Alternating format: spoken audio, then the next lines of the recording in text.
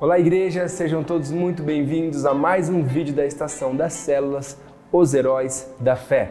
E hoje falaremos sobre o capítulo Pela Fé, Noé.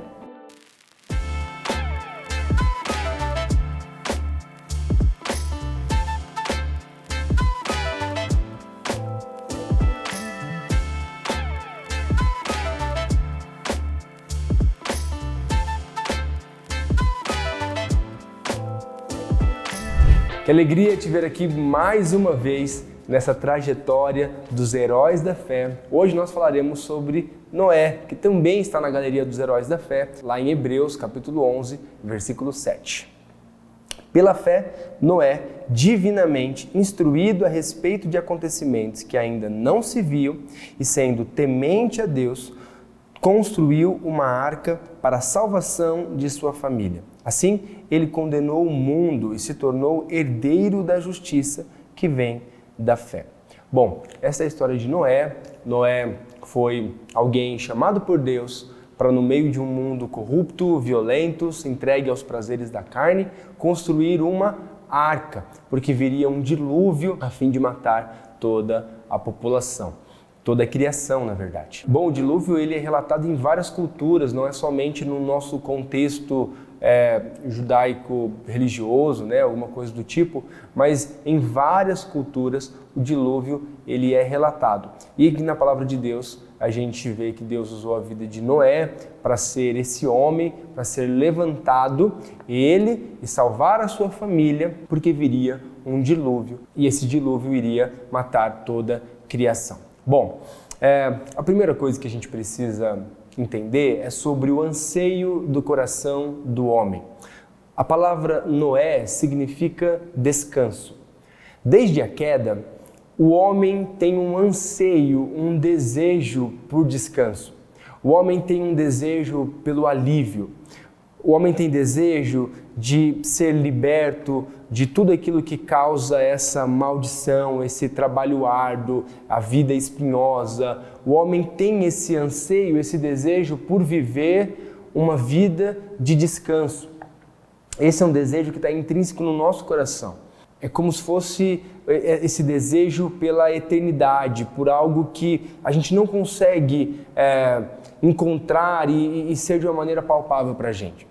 O que acontece é que tanto aqui na história como na nossa vida, a gente vai buscando mecanismos para encontrar esse alívio, para encontrar esse descanso, para encontrar esse prazer.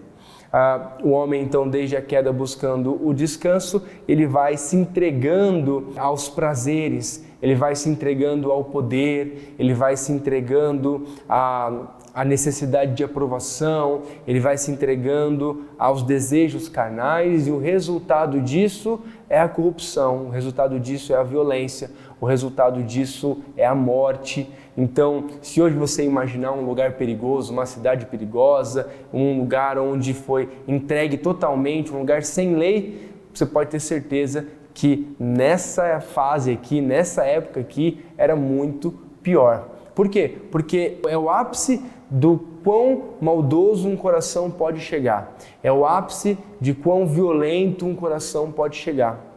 Então, quando a gente pensa sobre o caminho do descanso, qual é o caminho do descanso? O caminho do descanso, ele é ao contrário do caminho dos desejos carnais ou dos desejos terrenos. É contrário. Noé, que significa descanso, estava num caminho totalmente diferente do caminho que as pessoas estavam tomando no mundo. E aqui é importante a gente entender, porque a gente acha que às vezes a provisão financeira ou a sustentação da nossa família, ou o dinheiro, ou o poder, a gente acha que a gente vai encontrar um nível de descanso e satisfação, mas a verdade é que o caminho é totalmente ao contrário.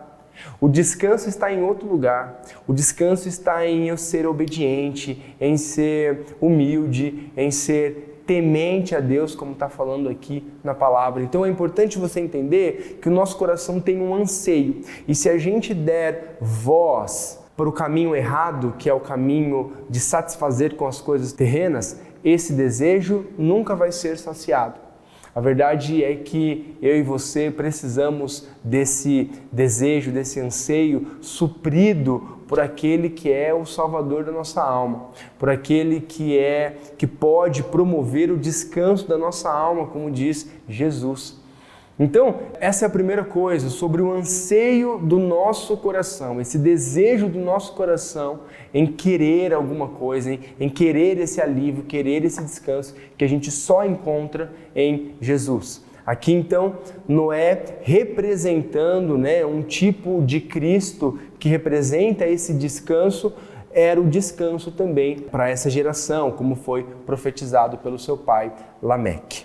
Bom, em segundo lugar, uma coisa que a gente precisa entender é que o sacrifício de Noé era agradável. O cheiro subiu e foi agradável ao Senhor.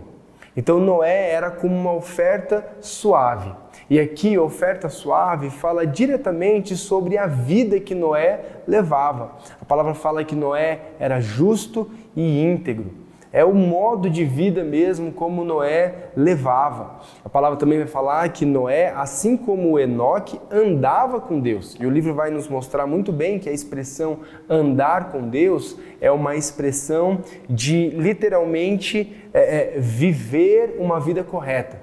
Viver uma vida íntegra, viver uma vida que o discurso é coerente com a ação, é viver uma vida como se o próprio Criador estivesse me acompanhando e te acompanhando.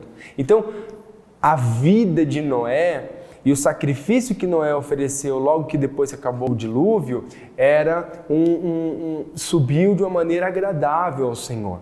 E que o Senhor nos encontre assim, que a nossa vida, que a nossa maneira de falar, a maneira como a gente se relaciona com a nossa família, com o nosso trabalho, com as pessoas que estão conosco, que suba isso ao Senhor como uma oferta agradável. Então esse é o desejo do nosso coração através desse tipo de oração. Senhor, que a minha vida seja um sacrifício que suba como uma oferta suave ao Senhor. Que a minha vida seja coerente, que os meus atos sejam coerentes com a minha fé. Então, é nessa hora que a gente vai olhando para a vida de Noé e vai vivendo uma vida pela fé e orando para que isso seja uma realidade na nossa vida também. Em terceiro lugar, aqui o livro vai mostrar como Deus fala com a pessoa que ele caminha. A gente entendeu então que Noé também andava com Deus. Se Noé também andava com Deus, a gente precisa entender que as pessoas com quem Deus anda, ele fala, ele se comunica. E esse é o terceiro ponto para a gente poder refletir. Aqui Deus deu algumas instruções muito claras, com riqueza de detalhes, do que ele faria na terra, o porquê que ele faria e o que ele queria que Noé fizesse. E, em último lugar também, quais eram as intenções acerca de Noé e de sua família. Aqui é para a gente entender que Deus, como a gente falou na última aula, no último vídeo, Deus está escrevendo uma história. E se a gente é inserido naquilo que Deus está fazendo, se a gente pede para o Senhor nos inserir naquilo que Ele está fazendo, e a gente faz isso tanto através das nossas orações, como também através do nosso estilo de vida, Deus começa a falar conosco. A verdade é que Deus, Ele quer expressar aquilo que Ele está sentindo, aquilo que Ele irá fazer, como Ele irá fazer. A verdade é que você pode ter certeza que a maldade que há no mundo fere o coração de Deus. Você pode ter certeza de que a falta de compaixão que há no mundo, isso fere o coração de Deus. A falta de amor que há no mundo fere o coração de Deus. A falta de santidade, tudo isso fere o coração de Deus. Assim como às vezes você pode ficar indignado com tantas coisas, você às vezes se indigna com a corrupção, com a falta de cuidado com o meio ambiente, com a falta de cuidado com os órfãos, com as viúvas, com os animais. Você pode ter certeza de que isso também é um clamor de Deus. Agora, quando a gente é inserido naquilo que Deus está fazendo, Deus começa a falar conosco. Deus fala conosco acerca daquilo que fere o coração dele. E aí você pode ser inserido na missão de Deus. Então, Deus fala com as pessoas com quem Ele anda. Se você se propôs a andar com Deus, se a sua oração hoje é: Senhor, eu quero andar com o Senhor, você pode ter certeza que Ele vai falar com você. E Ele vai trazer riqueza de detalhes. Ele vai cuidar de todo o processo. Ele vai fazer com que a história dele seja escrita através da sua vida e da sua família. A minha família, a gente morava em São Paulo e o meu pai teve uma direção de Deus, né, junto com o time de pastores da época ali, para vir para Ribeirão Preto. E na época que a gente veio para Ribeirão Preto, foi algo extremamente conturbado. Eu falo para meu pai que eu não teria coragem que ele teve de largar tudo lá, trazer uma família e dizer para a família, olha, vai ficar tudo bem, é uma boa oportunidade, pra gente é legal e tudo. E os primeiros anos aqui em Ribeirão foram muito difíceis, muito conturbados, tanto ministerialmente na vida dos meus pais, quanto na nossa vida pessoal. A gente não conseguia se enturmar, passamos até por uns processos ruins e emocionais e tudo. Mas hoje, olhando para aquilo que a gente está vivendo hoje, olhando para o passado, a gente vê como é que Deus falou de uma maneira com riqueza de detalhes na vida do meu pai, por exemplo. Como é que Deus falou e trouxe uma convicção tão forte no coração dele que ele tinha plena convicção de que a gente iria colher esses frutos aqui em Ribeirão Preto. Hoje, a minha família, eu tenho a minha família também, né? Eu tenho minha esposa, meus 2 filhos, minha família é fruto desta fala de Deus para o meu pai. A nossa igreja, a Igreja Voz, ela é fruto disso também. Então isso é só para a gente poder entender que Deus fala. E quando Deus fala, Ele cuida do processo. Ele cuida para que as coisas possam acontecer. Poxa, pensa na vida de Noé, o quão esquisito que poderia ser essa fala, quão maluca poderia ser. Olha, Noé, você vai construir uma arca, e não é uma arca no meio da praia, para ficar pertinho, para você de vez em quando falar que é um barco. Não, é uma arca no meio da terra mesmo, onde as pessoas vão passar e vão zombar e não vão entender nada, e ninguém nem sabia o que era a palavra dilúvio, porque nunca teve um dilúvio antes. Então, esse tipo de convicção é somente quando Deus fala. Então isso é importante para você guardar isso no seu coração. E Noé, então, em quarto lugar, Noé foi temente a Deus. Diante então dessa palavra, ele foi temente a Deus. Agora essa palavra, ela não foi simplesmente um conselho, ela gerou um temor, ela gerou um respeito, ela gerou um pavor no seu coração subiu algo no seu coração como se fosse assim, se eu não fizer isso, eu vou morrer. E é esse nível de convicção de que nós temos que ter de dependência da palavra de Deus. Se eu não ouvir a palavra de Deus, se eu não mergulhar na palavra de Deus, eu e a minha família morreremos. Pode ser que você não morra fisicamente, mas morra espiritualmente, morra eternamente. Então, esse nível de ser temente a Deus, é isso que precisa ser no nosso coração, para que a gente possa ter esse nível de temor a ponto da gente não relativizar as coisas. A gente acha que o mal não é tão mal assim, e a gente acha que o bem não precisa fazer o bem toda hora. Essas coisas, cada vez mais relativizadas, elas precisam ser lançadas por terra o mais rápido possível. E como é que a gente vai conseguir fazer isso? Através do temor à palavra de Deus. Noé era temente a Deus. E esse temor é esse pavor, esse desespero de fazer exatamente aquilo que Deus mandou. E se eu não fizer, eu vou morrer. Agora, em quinto lugar, pela fé, Noé, ele construiu uma arca para a salvação de sua família. Imagina que lindo Deus poder usar a sua vida, assim como Deus usou a vida de Noé para salvar mais 7 da sua família. Então eles eram em 8 pessoas, eles foram salvos. E aqui é maravilhoso porque pela fé Noé salvou a sua família. Pode ser que a sua família também achasse uma maluquice isso, mas Noé, como autoridade da sua família, trouxe a sua família para perto e falou o seguinte: olha, essa é a palavra de Deus. Essa é a convicção que eu tenho de Deus. E a verdade é que muito provavelmente a sua família poderia não ter entrado.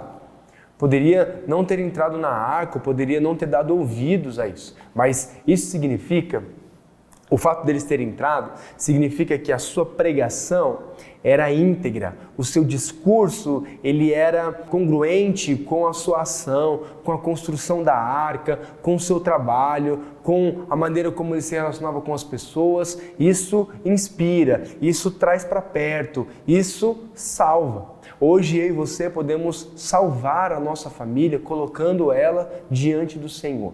Salvar a nossa família não irritando os nossos filhos. A gente pode salvar a nossa família expressando com formas de amor com a nossa esposa, com o seu cônjuge.